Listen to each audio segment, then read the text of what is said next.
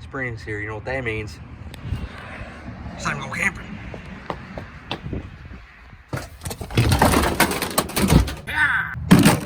Time to hook up batteries. Oh boy.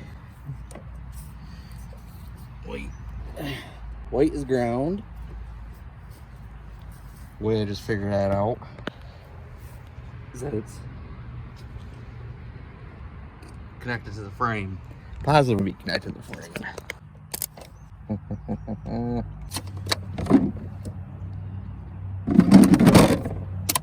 Yeah, don't mind that.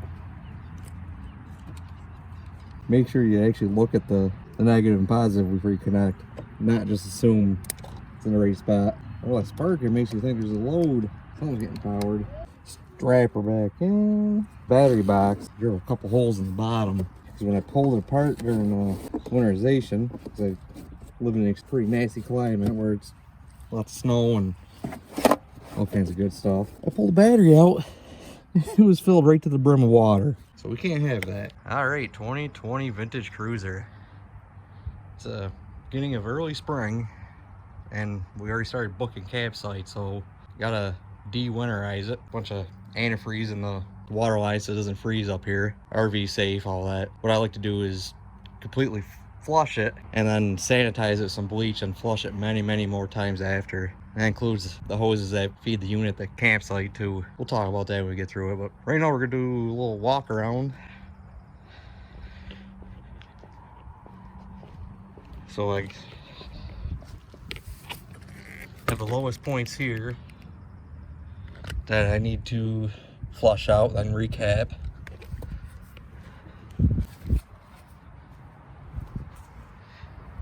Here's my hot water heater. This is where I keep the caps. I emptied this back in November, October. I do not run antifreeze through my hot water tank. It's too much to purge. Oh, those need to be replaced. That's cool. I recommend getting these to keep the bees out of your furnace. So this unit has a spray for water hose. You can fill the potable water or potable. I like using a city water connection for when I'm flushing it, but I like to sanitize the tank, which is, there's the drain for the tank right there. This unit has one slide.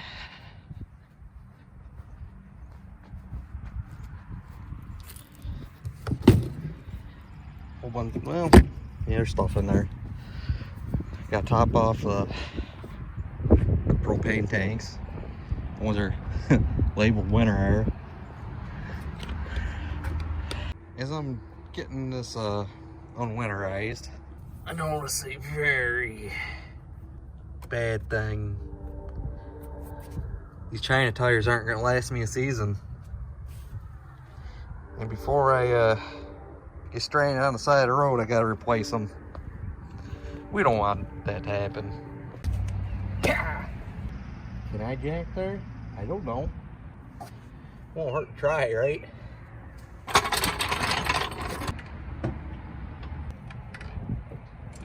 I know. Ooh. That was almost bad. Okay, so don't jack from there. That does swivel. I thought I was going to, but I thought maybe it would be kind of stable. Nope. That could be a very dangerous and expensive mistake. So I'm gonna jack on this part of the frame, lift the ass out of this rig up, try to pivot on the, and hopefully not tip the damn thing over. Jacking it. Oh, they have to take consideration, the new tires I bought are just a touch taller.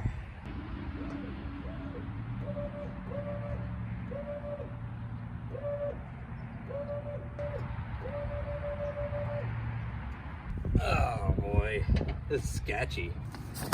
Yeah, I'm gonna use a bottle jack. Hopefully that reaches.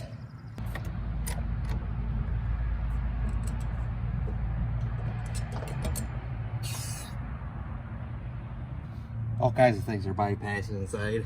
It's awesome. Well, he does own air tools. Weird.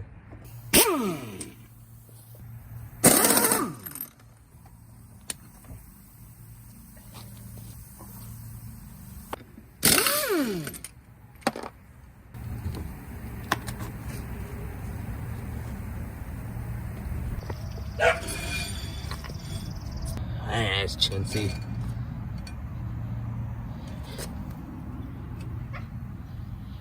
Oh boy.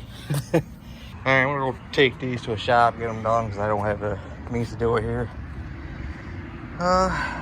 Hopefully shop's open right now. Should have thought of that before I started my project. Alright, well, we're back on. I figured you guys didn't need to watch me put them on. But I figured you guys might want to watch me take this down. Running up the stabilization jacks. So when I let it down, it doesn't fold them right in half. Alright guys, wish me luck.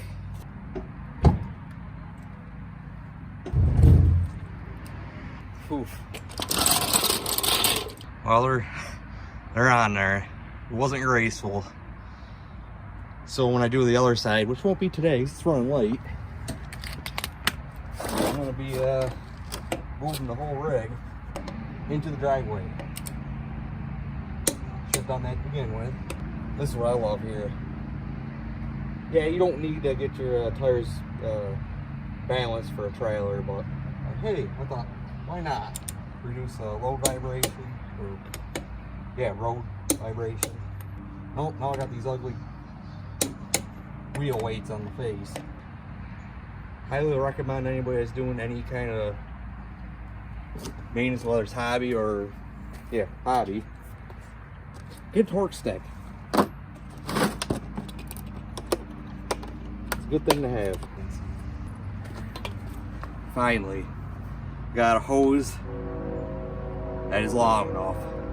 Not every guy can say that.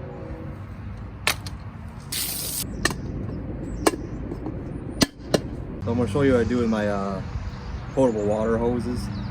I got a bunch here just so I have a couple different options. I don't use any of my potable water for drinking. I can because I sterilize everything. I just don't like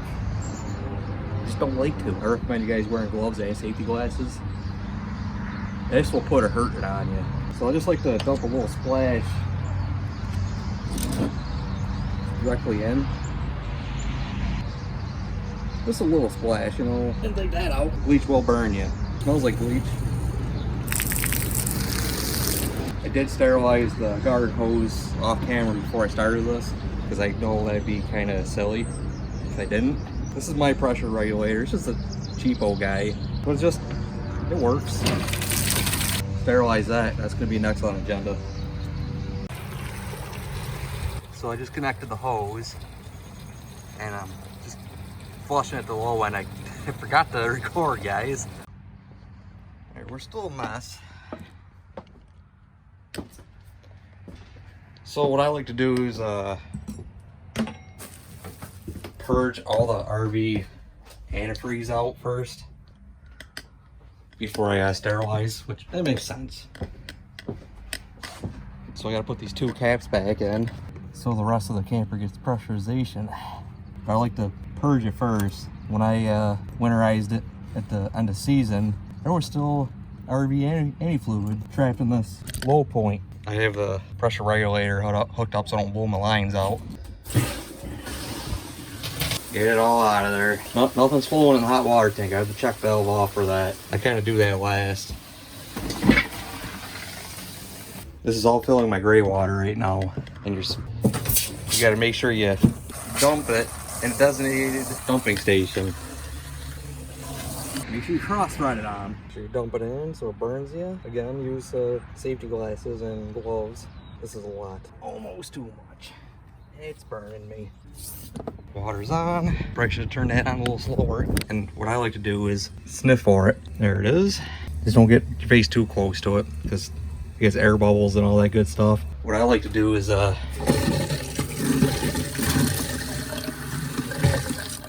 see some bubbles there. That's definitely Clorox. Clorox rain. Not that you really have to do it for a toilet, but you never know, you might want to drink out of it. Alright, so what I do is I just let that sit for half hour, 45 minutes, and I rinse the hell out of it until I do not smell any bleach anymore. I'll sterilize the potable water tank, but I won't pump it through the camper. I'll just drain it at the drain out back. I'll show you that, guys, later. Just, guys, I'm asking for trouble here. Alright, so now I gotta be careful.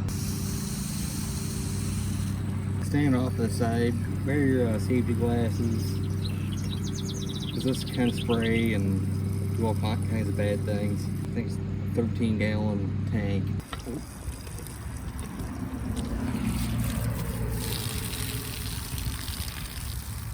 Alright, so I'll let that think about that for an hour or so. So this is the drain for the tank.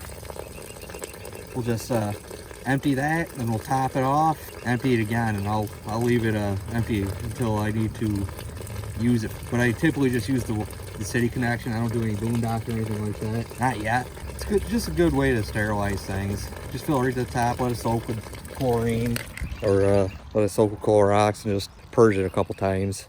All the plumbing has been saturated in Clorox for the last couple hours, so I'll do the same thing with that. I'll just hook the city water back up, and I'll just purge it out of this for a little bit. Once that stops draining out, then I'm gonna cap those, turn the city water back on, and I'm just gonna flush the rest of the plumbing into the gray water tank, and that should just take care of that. So the next video I'm gonna do is giving this camper a bath, which should be after I finish the left side tires. Wait, the gradient to keep this level for the winter, and there is no safe jacking point. I'm lucky I got away with the setup I got away with. It could have ended very bad. You guys know me by now. I don't necessarily do it the easiest way, but at least I'm getting stuff done. I haven't broke too much stuff yet.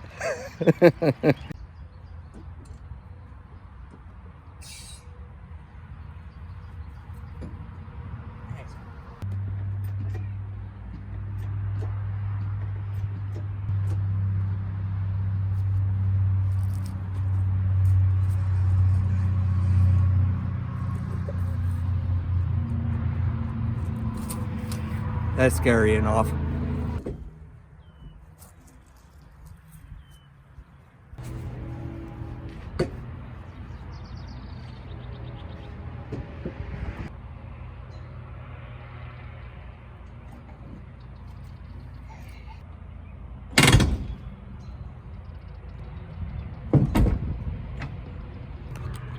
Had that completely under control the whole time. No issues at all.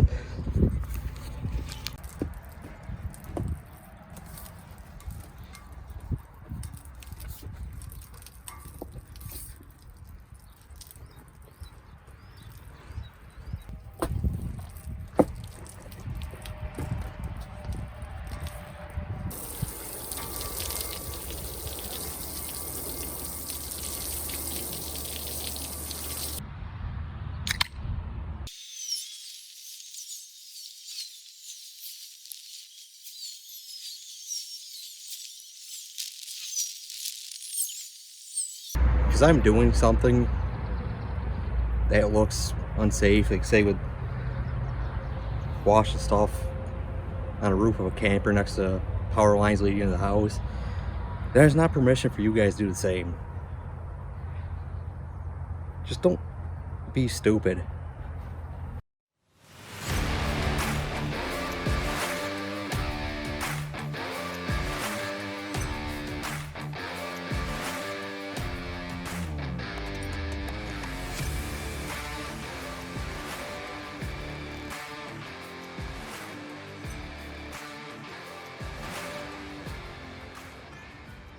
This video took over a month long to record and edit.